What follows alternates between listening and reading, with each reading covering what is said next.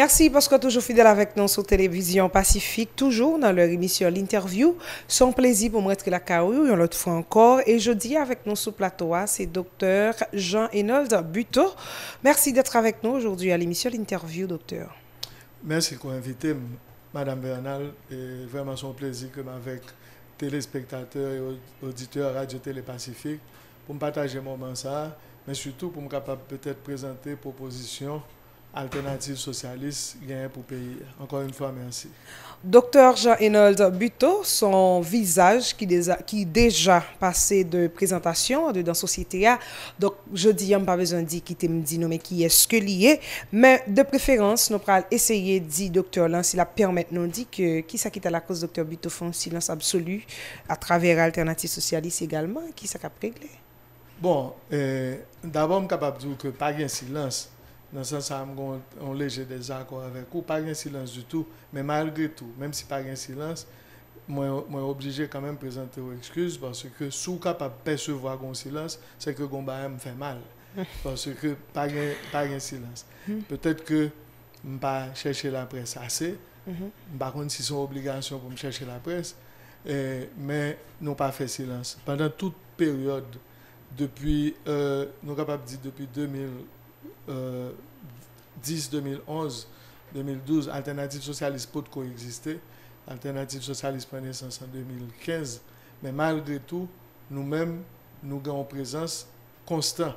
Et nous avons non seulement une présence constante, nous cohérents dans la position, dans le choix, et dans toute prise de position que nous avons face à un projet politique qui est présent aujourd'hui et qui, malheureusement, dominant en termes de force, rapport de force, c'est le dominant, mais nous pas, nous toujours cohérents, combativité nous toujours intacte, donc pas de silence. Je dois peut-être dire que il y a des gens qui sont tapageurs parce que nous, il y a des gens qui font plus tapage parce que nous, mais politique tout un aspect pédagogique là-dedans. C'est pas qu'un coup à tout prix pour me paraître c'est moi qui fait plus bruit ou bien c'est moi qui plus gentil. Nous essayons un rapport de vérité avec la population. Et le rapport de vérité, ça, il est inscrit dans une dynamique constante de combativité, tout. Donc, c'est deux présences. Mais pas un silence, du tout pas un silence. Un effort pédagogique pour toujours à la hauteur pour analyser nous toujours à la hauteur de crise là. Alternative Socialiste prend naissance en 2015, en peu de monter docteur Buteau par rapport avec Cacao. D'accord. Oui, c'est possible, oui. OK. Donc je dis peut-être avant tout, pour l'âge moi, c'est pas une première expérience politique que je fais, que ce soit ici, que ce soit à l'étranger tout, je pense que moi toujours dans la même dynamique là, son effort de constance, son effort de cohérence, son effort de combativité. Et tout ça est inscrit dans un rapport de vérité avec la population. Donc, quelle que soit la dynamique, c'est ça qui détermine. Qui côté Alternative Socialiste campé? En termes de, si m'a parlé de opposition, on dit que droite-gauche. Ok, certainement nous sommes la gauche et nous n'avons pas aucune, comment on dit là, ni crainte, ni par contre, comme tu dit, moi, en tout cas, des gens qui ont un petit genre bien caché l'ombre, etc. Non, nous pas absolument aucune forme de nous sommes la gauche. Alors, si parfois on utilise des propos que parfois on ne comprend pas l'extrême gauche des bains, nous croyons que l'analyse des rapports de force en général sur la planète là, entre l'Occident dominant et les pays périphériques, les pays dominés, gagné pratiquement dans le cas particulier d'Haïti un rapport de néocolonialisme avec les grandes puissances en général. C'est-à-dire, nous pas presque gagné, on dit peut-être en forme de, pas aucune forme d'autonomie d'abord, mais plus mal encore, nous pas aucune forme de possibilité pour nous gagner un choix de politique étrangère, ni même des choix de politique publique en matière économique. Donc nous-mêmes, nous croyons que en ce sens, son première contradiction fondamentale, c'est le rapport néocolonial qui existait entre puissance centrale avec les pays Kangoupano et particulièrement Haïti. Mais deuxièmement, tout, il y a des choix de politique publique qui contrairement contre les intérêts des masses défavorisées. C'est-à-dire où gagne pratiquement une exclusion sociale qui pratiquement vient tourner, bon, je ne vais pas utiliser un terme moralisant, mais en tout cas, c'est un choix délibéré d'exclusion sociale. Peut-être que m'a anticipé, mais regardez ça qui passé là avant hier, ou bien peut-être que c'est dimanche. Monde qui mourit en quincaillerie. C'est-à-dire, dans ça, nous vivons là, comme pays. Regardez l'état la rue, regardez l'état ville, regardez l'état la rue. Et ceci, on regarde des rues qui sont très proches des quartiers soi-disant favorisés. Pas besoin de dire qui sont liés dans les quartiers les moins aisés. Donc, bref, et ça, c'est pas eux qui interpellent, non, parce que le néolibéralisme n'est pas nécessairement caractérisé par misère. Il y a un pays néolibéral qui n'est pas dans la misère profonde que nous venons de voir. Docteur Jean-Inold Buteau, docteur, est-ce que vous constatez que la gauche est en panne de leadership? Qui bon? La gauche ici Qui en bon? Haïti. En Haïti. Et peut-être que, j'aime ça dire tout à l'heure, la politique, en dehors de la question de prise de pouvoir pour proposer des politiques publiques, mais il y a un aspect pédagogique là-dedans qui est important. C'est-à-dire que comme réussi pour un pouvoir, comme pas réussi pour un pouvoir, mais moi j'ai une responsabilité également de faire une certaine forme d'éducation politique. Bon, il y a deux phrases toutes faites que, en général, l'idéologie dominante a essayé d'imposer. Quand la gauche peut exister. Eh bien, pour la gauche peut exister, il faut antagonisme de classe, pas exister encore. Il faut que nous ayons une l'égalité parfaite. Est-ce qu'Haïti nous a la gauche, la droite? Ben, bien sûr, comment tu fait, me faire exprimer là. Et où gagne ça qui a dirigé aujourd'hui là, vous remarquez que allié avec tout choix et système néocolonial là imposé nous. Ils allié totalement. Donc pas même besoin de dire qui côté okay. Donc ça me pense qu'on est capable pour contour. Mais de notre côté, il y a un ensemble de l'autre organisation politique, je ne vais pas citer non, je connais, et ce sont des gens qui ont pile respect pour eux, et qui n'ont courant de gauche. Le problème qui posait peut-être aux jeunes, il y a un long parcours, un long périple qui fait. La gauche en Haïti a une histoire glorieuse. Semaine ça, je saute honorer mémoire des amis qui étaient tombés Casal. Et en 69, entre mars et avril 69, il y a un ensemble de camarades qui étaient tombés Casal. Et pendant toute l'année, ça, il y a bien 50 ans, tout. En mai, et mois prochain, en mai, il y a bien commémoration de l'autre groupe qui était tombé, Fontamara. En juin, il y a l'autre groupe qui était tombé, Riel Nazon. Tout groupe, ça, et ce sont des gens qui ont tous été héritiers. Dans le cas particulier de Jacques-Stéphane Alexis. Mais bref, ce n'est pas historique la gauche n'a fait là. Tout cela pour vous dire que il y a un travail de destruction massive qui était fait justement pendant toute le règne du Valier. C'est un bagage pour éloigner Haïti qui était trop près Cuba, le plus possible de influence Cuba. Et dans ce sens, du Valier était efficace. C'était une arme de destruction massive que était, non seulement pour la gauche, mais pour le pays. Parce que c'était la fine fleur des gens qui étaient prêts. D'ailleurs, il y a un officier dans le régime du Valier qui dit ça. Il dit, monsieur Sayo, il faut que nous soyons très prudents avec eux parce que ce n'est pas pourquoi il y a goumé pour l'idéal. Et ils se sont fait tuer.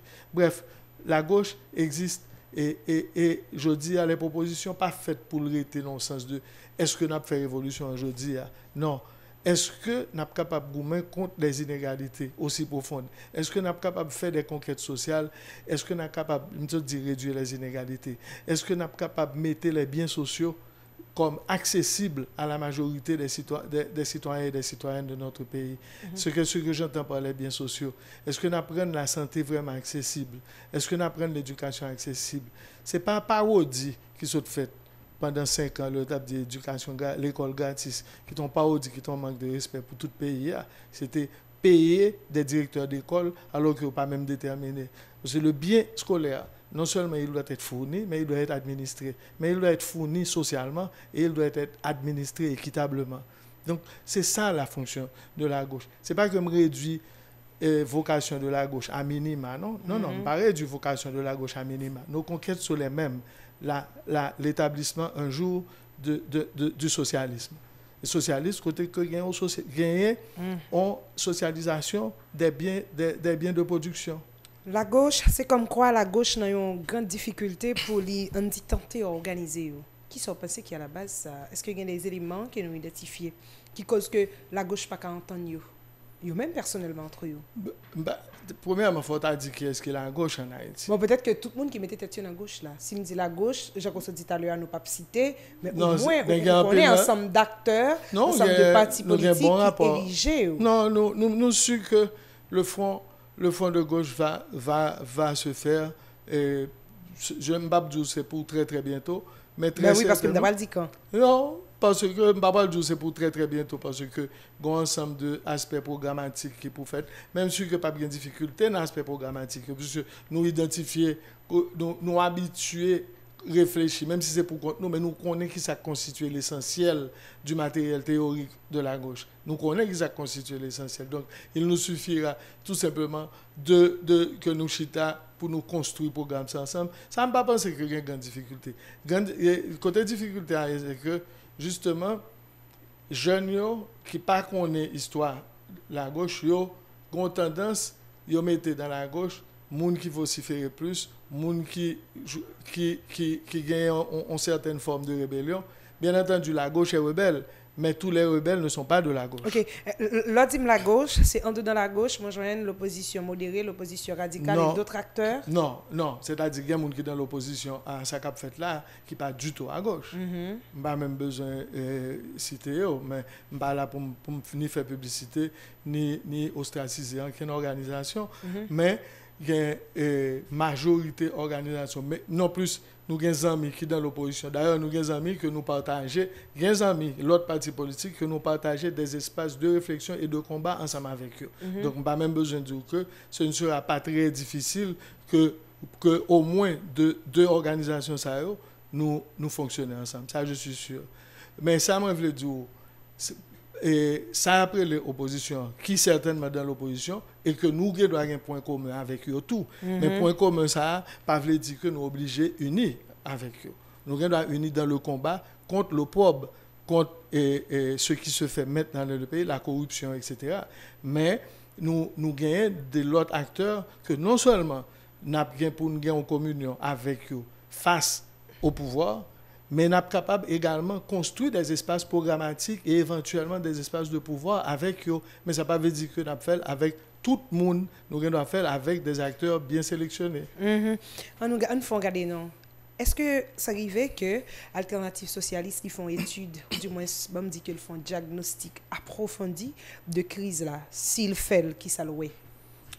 Les longues, Madame Vernal, les longues diagnostics, parce que, bon, habitude de réflexion médicale, donc c'est de ça me vivre, c'est de médecine me vivre chaque jour, et fait que certainement une forme de raisonnement médical. Diagnostic, c'est pas lever ou font diagnostic, ou vraiment dans le cas particulier des sciences sociales, dont la politique, ou fait pour faire historique phénomène là. Et ça n'après les crises là, je dis, faut nous caractériser les. Il faut nous vraiment comprendre. Je suis capable de dire une lecture qui sortit sur le temps long, c'est-à-dire qu'on apprend depuis le 19e siècle, et puis mais l'autre qui est beaucoup plus près de nous, on est capable de prendre après 1986. On quittait pour le temps long, parce que la trop longue, on était après 1986. Et après 1986, il y a une très forte demande de démocratie, il y a une très forte demande d'égalité. D'ailleurs, la population, à un moment, t'es interprété, t'es même associé, d'accord, dit demande de démocratie ensemble avec demande de bien-être. Et il y a plusieurs acteurs que j'ai respect pour eux. Yo d'accord dit que yo croient que ensemble de demandes ça réponse que tu gagné à demande ça c'était constitution 1987 là.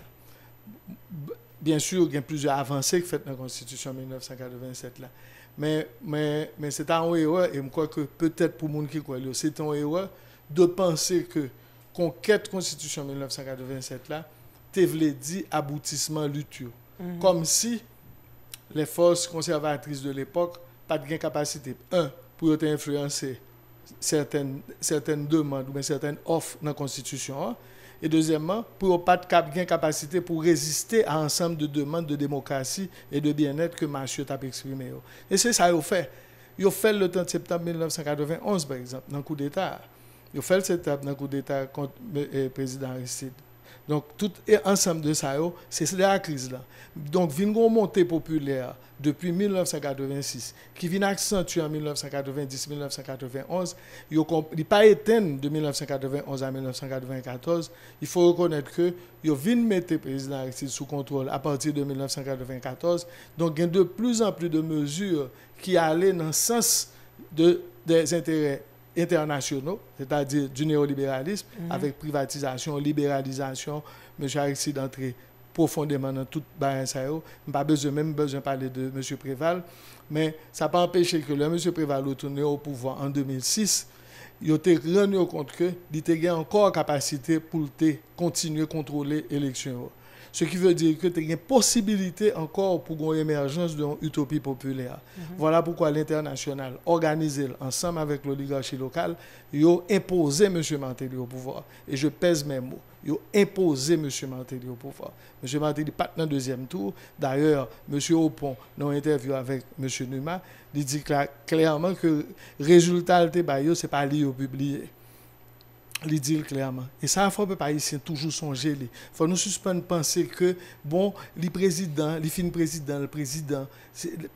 la justice, la mémoire, la justice, il ne pas doit fonctionner comme ça. Et la politique, je répète, il fait pour d'abord caractériser pour un rapport de vérité avec ceux qu'on prétend diriger. C'est ce rapport de vérité, ça n'a pas fait pour jamais exclure. Donc, crise là, qu'on a dit, c'est là le sorti. Il sorti dans un retour en force des secteurs conservateurs du pays alliés à l'international, mais sans qu'ils ne soient pas capables, ils n'ont pas réussi à dompter les appétits populaires, les demandes populaires.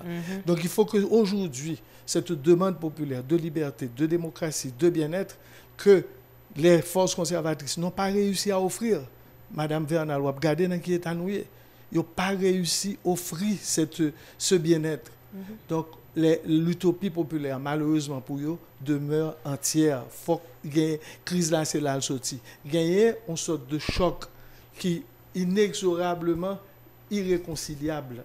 Choc ça, irréconciliable entre les appétits populaires. Malheureusement, ils ont choisi les êtres les plus corrompus de l'oligarchie pour mettre dans tête pays. Donc c'est la crise la sortie. Est-ce qu'il y a des moyens pour une dissociation entre les demandes populaires et l'offre politique. Nous croyons que l'alternative socialiste, Jodia, caractériser justement la capacité de cette offre politique qui est capable de réunir plus de justice sociale dans le pays et est capable de réunir, encore une fois, comme je l'ai dit tout à l'heure, plus de démocratie, mais démocratie vraie, pas démocratie pour regarder là que M. Moïse fait salver, M. Martelly nommé maire, Jean-Lidé le dit, et puis le agent exécutif intérimaire, il nommé et M. Moïse nommé une sorte de premier ministre, une espèce de premier ministre. Une espèce de premier ministre. De intérimaire, enfin, AI, comment non, mais toutes ces histoires, c'est pour vous dire que nous avons nagé dans le despotisme. Donc, mais il nous faut une offre populaire qui est cohérente, une offre populaire qui est en accord avec les utopies populaires, les demandes populaires, et qui est en accord tout quand même avec le respect minimal des droits démocratiques des citoyens et des citoyennes. Est-ce qu'il y a moyen de sortir? Moyen de sortir là, c'est qui ça? Je dois parler quand on pasteur ou bien on prêtre ou bien en tout cas on monde qui a exprimé des vœux. Je dois dire que faut que M. Moïse remette démission, faut que procès Petro-Caribé, faut que émergence un gouvernement capable de préparer des élections honnêtes, sincères et démocratiques. Mais tout cela, c'est des vœux que je taille. Je tape des vœux, bien entendu, ce sont des vœux qui sont en accord avec les espoirs et les aspirations de la population haïtienne.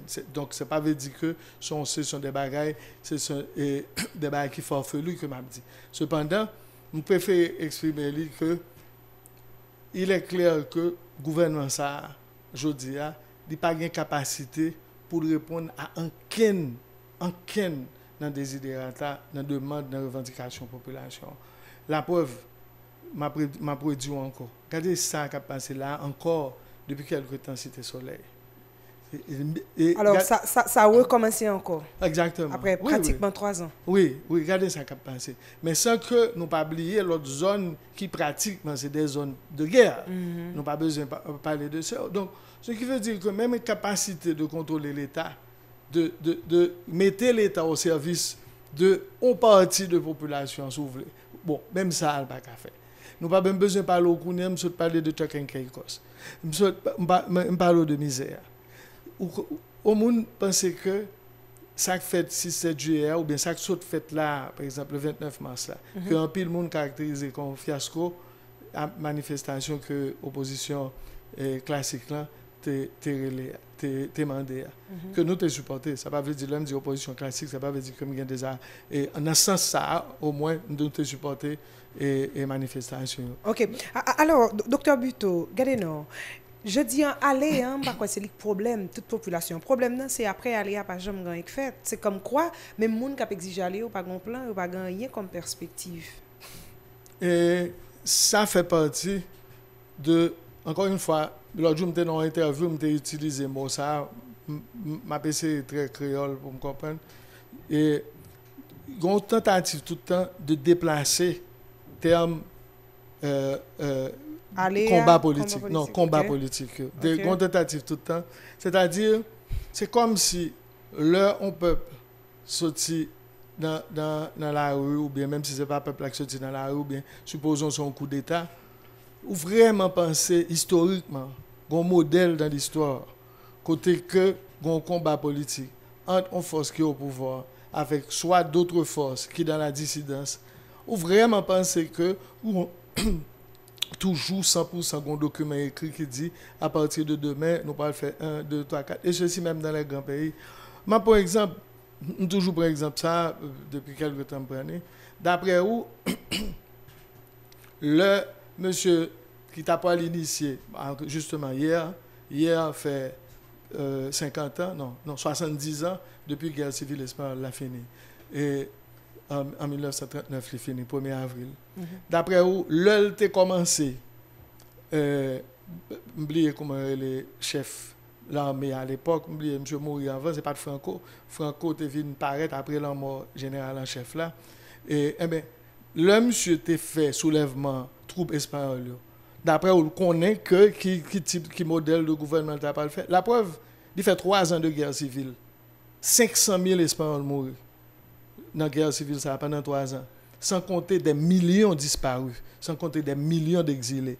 Bref, c'est pour vous dire que je demanderai humblement, respectueusement à certaine presse haïtienne d'être un tout petit peu plus humble aussi, de ne pas exiger ce que historiquement, ce n'est pas ainsi, les combats historiques, ce n'est pas comme ça au déroulé.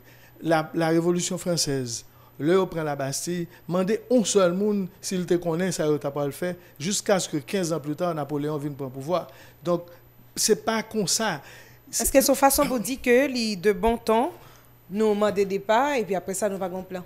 Ce n'est pas une question de pas de plan non plus, c'est justement une forme de tentative de mettre, et c'est comme si, comme tu as dit là, le qu'on a un boxeur à Boumain, il fait un long con et puis il prend un coup de poing et puis il par contre comment pour sortir en bas coup de poing. Et bien grande tentative, y compris l'international fait bagarre ça à tout.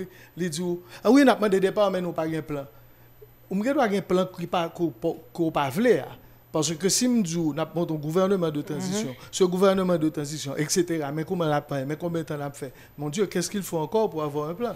En tout cas, monsieur Dr Buteau, nous allons parler de dialogue là, mais ça, opposition, ou du moins politique a exigé des priorités pour prouver la nation encore ça. Peut-être que pour le rentrer dans l'esprit tout le monde croit que là nous exiger de peur et puis après ça, il y a quelque chose de nous attendons quelque chose de mieux. Un fois regarder le dialogue là, docteur, le président de la République, il doit convaincre acteurs sur table là. Et récemment là, le week-end passé, il voyait plusieurs invitations. Il n'a pas répondu au dialogue là, le plus facile pour les amis du président. Qui sont pensés qui est à la base de la situation ça? Bon, je ne vais pas répondre pour chaque monde. Par exemple, moi, quand on parti qui pas même recevoir lettre là.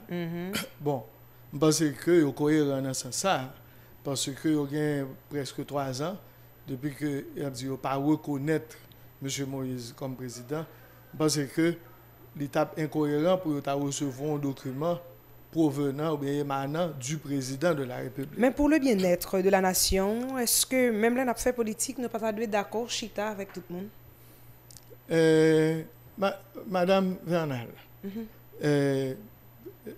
la politique, c'est pas comment me dire là, c'est pas un exercice d'élégance que lié.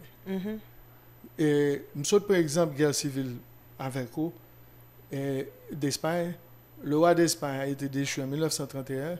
Guerre civile commence en 1936, ce qui veut dire qu'on poser une question entre 31 et 1936, ça qui est passé, et mettait un déchirement de l'Espagne. Et ce déchirement se caractérisait uniquement par les forces royalistes et les fascistes d'un côté, et par les républicains et la gauche de l'autre. Eh bien, ce n'est pas un jeu d'élégance pour ta penser que ce que yo poil chita, comme on dit en général, je ne vais pas répéter en phrase toute faite, c'est un constant développement et un jeu permanent des rapports de force. Et c'est ça lié. Ce n'est pas une question de en nous chita. Si M. Moïse, jodi a chita, c'est parce que il est encombré, c'est parce que il est dans une situation. Parce que M. Moïse était à Paris, il dit comme ça que c'est lui qui a décidé pour ce Petro-Caribé. Il dit pas sous gouvernement pas bien pour ce Petro-Caribé. Ça c'est la preuve la plus flagrante de l'intransigeance la plus insolente qu'il peut avoir. Donc est-ce que vous croyez que je dis un président républicain a payé manque d'humilité que le pas gagné dans OK, bon. Un mot que nous toujours utilisé dans la politique. La politique ne doit pas être non plus une expédition punitive. Je n'ai pas aucune intention de punir personne. Boussole, moi, c'est créer le plus de bien-être pour l'ensemble, pour la majorité et peut-être pour toute la population. Le problème est le suivant. Et vous se posez une question tout à l'heure, caractériser la crise là pour me faire effort théorique de caractériser de 1986 l'évolution des forces et les rapports de force, y compris l'international, dans ce jeu de rapports de force. Eh bien, la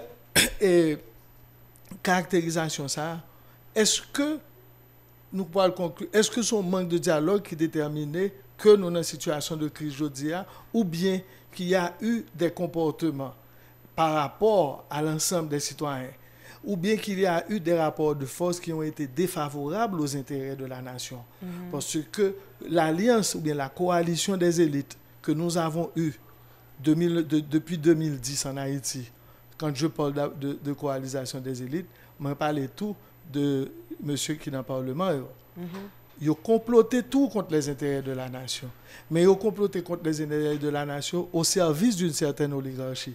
Donc, vous pensez que ça, nous capacités, alors ça, c'est ça qui constitue l'élément fondamental de la détérioration des rapports politiques entre l'État et la majorité de la nation. C'est ça qui constitue bagaille. Ce n'est pas en absence de dialogue. De quoi on va parler? On va dire que, bon, je suis d'accord pour faire le procès Petro-Caribé. Alors, Dr Buteau, Alternative socialiste a regardé l'actualité, il a regardé la crise là. Et puis il dit, est-ce que le président Jovenel Moïse a dû gagner un politicien ou bien un technicien, je ne sais pas, pour accompagner, pour capable mener le pays vers l'amélioration ou le développement? Je vais vous une petite parenthèse sur la question ça que, on se dit, est-ce que le table gagné un politicien, un technicien, qui est-ce qui a dû gagner un profil là, un nouveau Premier ministre? Est-ce que gagner en divergence, une opposition entre politiciens et techniciens? Que je sache, moi, je suis un politicien, je suis un technicien tout. Donc, c'est le premier pas pour me faire. Alors, je prends précaution, ça permettez-moi d'ouvrir parenthèse là. C'est parce que, avant hier, on ami, mon médecin tout, comme j'ai respect pour lui, qui t'a fait une interview, et puis, l'utiliser en 2, 3, peut-être même une dizaine de fois, mot politicien avec un certain dédain. Et même m'a profité là peut-être pour me corriger. Et m'a corrigé en copiant un grand philosophe qui c'est Antonio Gramsci, qui était une phrase, il dit que la politique est le lieu par excellence où la conscience individuelle retrouve l'espace social. Ce qui veut dire que son métier noble que lié, son action noble que lié. je pense que en pile jeune et travail du valianté, en pile participer dans ça tout, éloigner le monde de politique par la terreur. Et de notre côté, une série de monde, comme une irruption de en pile monde, d'Acadie, accapareur dans l'espace politique là. Donc, ils ont tout profité, comme ils ont appartenu à une classe sociale déterminée, pour dire, ah, man, politicien, ça, même si tu as des profils sociaux différents dans la politique là, il peut pas bien tout dédain ça de politique là. OK, on nous conclut sur question ça. Ça, non, faut me développer son parenthèse qui est important. Et là, Monsieur Moïse, il me dit ça dans radio l'autre jour. Monsieur Moïse, dans un dilemme. Faut me dire que le dilemme, ça, il intéresse nous superficiellement. Parce que c'est vrai, la réalité du pouvoir, c'est M. Moïse, mais il faut que un effort pour tout Haïtien fait. Il faut toujours oublier que M. Moïse, c'est un monde qui est inculpé dans le blanchiment des avoirs. Il n'y a pas qu'un pays au monde comme ça, arrivé président de la République. Les élites, dans tout pays au monde, ont dit que ce n'est pas possible. La société civile organisée, pas jamais accepté un bail comme ça, ni en République dominicaine, ni au Guatemala. Mais comme vous posez une question, je vais répondre sur lui. Monsieur Moïse, non dilemme, côté que l'obligé gagner la personne la plus soumise, la plus docile à ses volontés, parce que il est dans une situation extrêmement difficile, surtout après l'expérience. Mais de notre côté, il est obligé de gagner des gens qui sont éloignés de objectif palio pour capable gagner plus de crédibilité possible. C'est ça où exprimer dans la dichotomie et technicien versus politicien. Ou exprimer le comme ça, mais au fond, c'est parce que M. Moïse dit non dilemme. Est-ce que là pour un monde qui est très éloigné de lui pour le capable gagner crédibilité ou bien est-ce que là pour un monde qui est très proche de lui pour le capable gagner efficacité? Que résoudre le problème là lui-même parce que nous-mêmes nous croyons que ce pouvoir est dans l'incapacité de résoudre les véritables revendications et les véritables besoins de la population. Le mot de la fin? Le mot de la fin, moi je crois que il faut que, et c'est ça l'alternative socialiste a fait effort pour le faire, je dis bien c'est effort qu'on a fait, pour nous non seulement moderniser, non seulement accommoder, mais encore faire une offre politique qui véritablement en accord avec les besoins de liberté, les besoins démocratiques, mais aussi capable de résoudre les conquêtes matérielles, améliorer les conditions d'existence matérielle de notre peuple. Merci, Dr Jean-Enold Buteau, parce que tu es ensemble avec nous. L'émission Interview, c'était un plaisir. Plaisir, c'était pour moi qu'on permette de partager propositions et opinions sur crise pays. Merci, restez avec nous sur Télévision Pacifique pour suivre cette programmation.